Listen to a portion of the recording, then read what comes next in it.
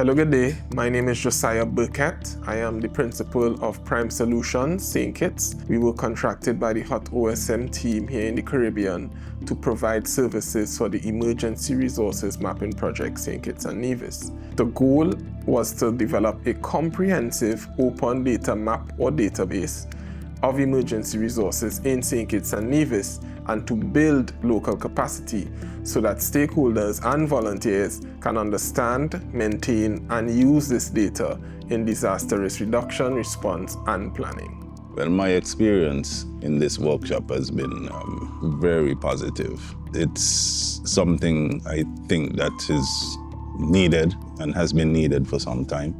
At the Department of Physical Planning, we are one of the main storehouses for geographical or geospatial data sets.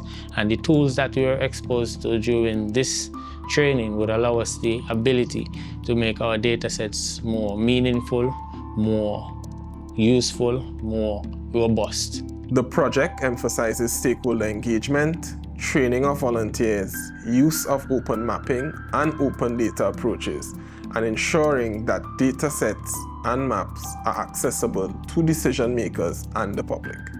In the training, we did mapathons that utilized tools such as the HOT Tasking Manager for the digitizing of buildings.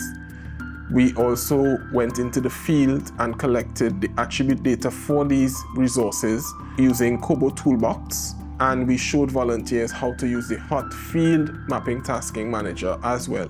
We then collected these data sets and cleaned them in QGIS, and we exported some additional data sets from the OpenStreetMaps database using the export tool. The experience has been pretty informative for me, getting hands-on experience with the Kobo toolbox as well as OpenStreetMaps in collecting critical data as it relates to disaster risk preparedness.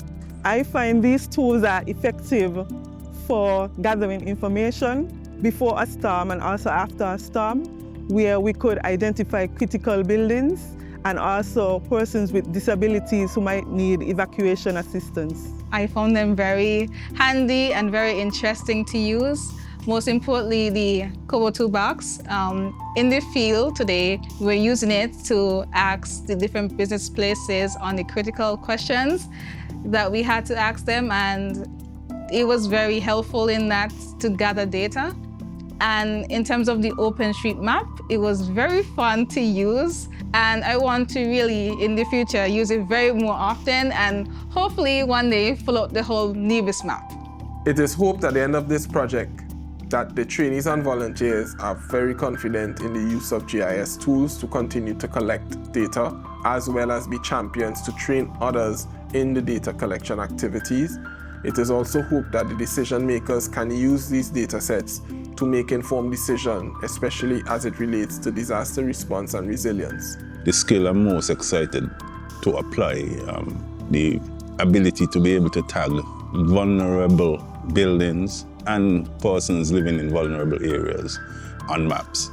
Because as a district manager, one of our key roles is disaster preparation and disaster response. It's important to map these critical areas like infrastructure. In the event of like an emergency or a disaster, we know exactly where these infrastructure are on these maps. And we know, like, for example, the roads that may be blocked or we don't have access to. And it's important because as a communications officer, I now can take this technical knowledge that I've learned from this training and put it in a way so that the common man could understand.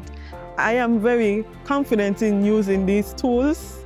I find that it was straightforward, and I would love the opportunity to learn more about GIS. While I have some experience in GIS, I feel like the training opened me up to more interaction with the public, and I feel like that's a useful tool that we could use in terms of getting information on the preparedness of the various communities around Nevis, and I feel like that could be used going forward to improve our disaster preparedness and improve our disaster response. When we were in the field today to interview different business places, to ask them about their capacities, whether they have, like, for example, a fire extinguisher, emergency lighting, it was very intriguing to know that some of them don't have these things in place. And when we have this discussion with them, we kind of open up a dialogue where they now know that it's important to have this stuff. They are now seeing the need to have these in place to protect themselves and also their customers as well.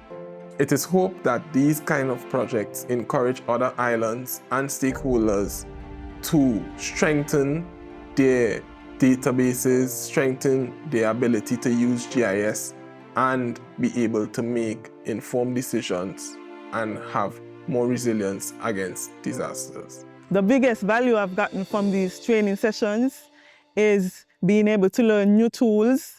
As I have a background in IT, I find that these tools will be useful and beneficial in future projects. It has helped me to gain more confidence in it, so I'm very happy for that. And I look forward to doing more mapping in the future. I must say I did some training in GIS in the past, but after the training, I am confident, very confident, applying the skills I've learned here. For someone who was considering attending and would like to attend in the future, I think it would be a positive step with regards to emergency management, disaster management. It is very, very important. Mapping is very important in this field. It was, again, a great experience. I believe that initiatives such as these, executed by the humanitarian OpenStreetMap team in collaboration with CDEMA, is important, especially for developing islands, so that they can increase their resilience and improve their response to disasters.